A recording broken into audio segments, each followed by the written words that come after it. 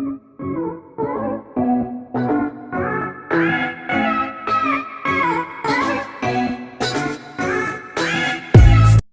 Hello అండి, welcome back to my channel iSmart బుట్ట బొమ్మ. ఎలా ఉన్నారండి మీరందరూ? నేనైతే చాలా బాగున్నాను. ఇవాళ నేను మీకు ఒక మంచి బ్రేక్ఫాస్ట్ రెసిపీ చూపిస్తున్నాను. అదే వెజ్ పులావ్. ఏమాత్రం మనకి ప్యాన్కి అనేది అంటుకోకుండా చూపిస్తున్నానండి. నాన్ స్టిక్కి వెజ్ పులావ్ ఇది. చాలా టేస్టీగా ఉంటుంది. మీకు ఇట్టే 20 నిమిషాల్లో చేసుకోగలరు అనమాట. అంత తొందరగా అయిపోయే రెసిపీ అన్నమాట. చూసారు కదండి, మీకు కనిపిస్తుంది. ఆల్రెడీ నేను ఇలా గెంటతో తీస్తున్నప్పుడు మనకి కుక్కర్కి అనేది లాస్ట్లో కూడా అంటుకోలేదు. ఇది అంత నాన్ స్టిక్కీగా ఉంటుంది. మరైతే ఇంత మంచి పులావ్ని ఎలా తయారు చేయాలో చూసేద్దామా? పదండి. మరి ముందుగా ఒక మిక్సీ జార్ తీసుకోండి. అందులో 1 కప్పు వరకు కొత్తిమీరని యాడ్ చేసుకోండి. మీరు చిన్న కట్ చేసుకొని వేసుకున్నా పర్లేదు, లేదంటే ఇలా కొత్తిమీరని డైరెక్ట్గా యాడ్ చేసినా పర్లేదు.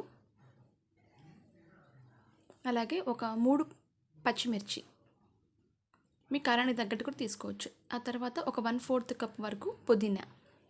ఎప్పుడు కూడా కొత్తిమీర ఎక్కువ ఉండాలండి, పుదీనా తక్కువే ఉండాలి. 1 ఇంచు వరకు జింజర్ తీసుకోండి, అల్లం. అలాగే ఒక 5 నుంచి 6 వరకు వెల్లుల్లి రెబ్బలు, ఒక 4 వరకు యాలకులు, ఒక 4, అలాగే మిరియాలు ఒక 6 తీసుకోండి. ఒక చిన్న సైజ్ అంతా చెక్క, అంటే 1.5 ఇంచు వరకు చెక్క తీసుకోవచ్చు.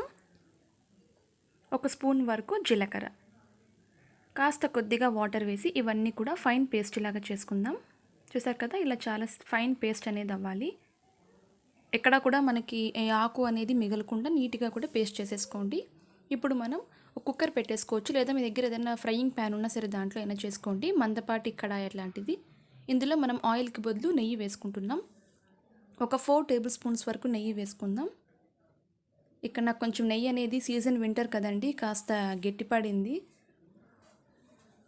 సో ఈ కాస్త నెయ్యి అనేది మెల్ట్ అయిన తర్వాత ఇందులోకి మనం 1 స్పూన్ వరకు జీలకర్ర,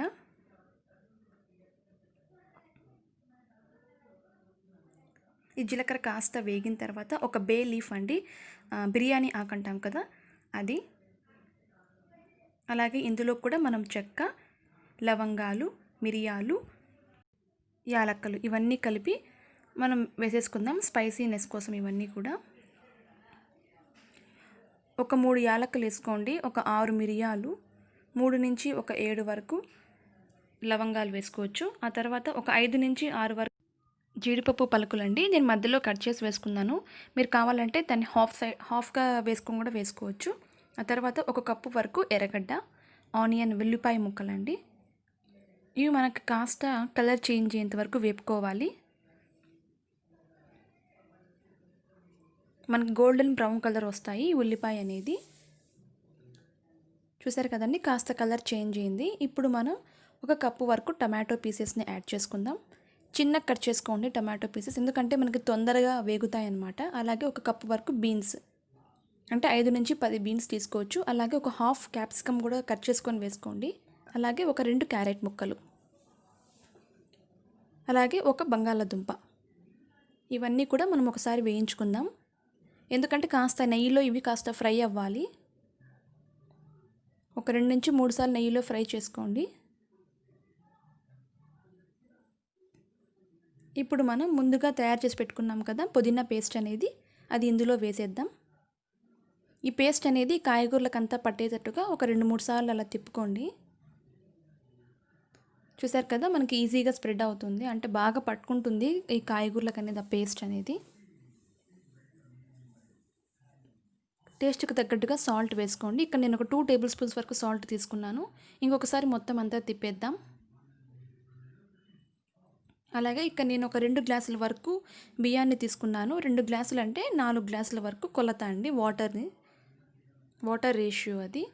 సో మనం కాయగూరలకి ఎక్స్ట్రా వాటర్ పోయాల్సిన అవసరం లేదు. డైరెక్ట్గా మనం ఈ బియ్యానికి పెట్టుకునే ఎసరు ఉంటుంది కదా, దాంతోనే కాయగూరలు కూడా మనకి బాగా బాయిల్ అవుతాయి. సో 2 టైమ్స్ వాష్ చేసుకొని 2 గ్లాసుల బియ్యానికి 4 గ్లాసుల నీళ్ళండి. ఇవన్నీ ఒకసారి మనం తిప్పేసుకొని విజిల్స్ పెట్టుకుందాం. ఒక 2 నుంచి 3 విజిల్లు, అంటే అన్నం మనకి మెత్త కాకూడదు కాబట్టి. చూసారు కదా, విజిల్స్ అయిపోయిన తర్వాత నేను ఓపెన్ చేస్తున్నాను. కాస్త వేడిగా ఉందండి రైస్ అనేది, అందుకే మీకు ఇలా వేపర్ అనేది వస్తుంది. మీకు చూపించాలనేసి నేను వెంటనే తీశాను వీడియో అనేది. చూడండి, అసలు ఎక్కడా కూడా మనకు అంటుకోలేదు సైడ్కి కూడా. గిన్నెకి అనేది ఏమాత్రం అడుగు అంటుకోకుండా మనకి ఇలా నాన్ స్టిక్కీగా వస్తుంది పలావ్ అనేది. అంతేనండి, చాలా టేస్టీగా మనకి 20 నిమిషాల్లో క్విక్గా అయిపోయే పులావ్, వెజ్ పులావ్. సో మీరు కూడా ఇది ఇంట్లో ట్రై చేసి నాకు ఎలా వచ్చిందో కమెంట్ సెక్షన్లో కమెంట్ చేయడం మర్చిపోవద్దండి. ఇందులోకి మనకి బెస్ట్ కాంబినేషన్ ఏదంటే రైతా అనుకోవచ్చు. రైతా కానీ బూందీ కానీ ఇలా ఏదైనా సరే మనం కాంబినేషన్లో దీన్ని తీసుకోవచ్చు. అంతేనండి. మరి క్విక్ అండ్ ఈజీ రెసిపీస్ కోసం మన ఇస్మార్ట్ బుట్ట బొమ్మ ఛానల్ని సబ్స్క్రైబ్ చేయడం మర్చిపోద్దు. అలాగే మీరు ఈ వీడియోని మీ ఫ్రెండ్స్ రిలేటివ్స్తో కూడా షేర్ చేయడం మర్చిపోవద్దండి. Thanks for watching. బాయ్.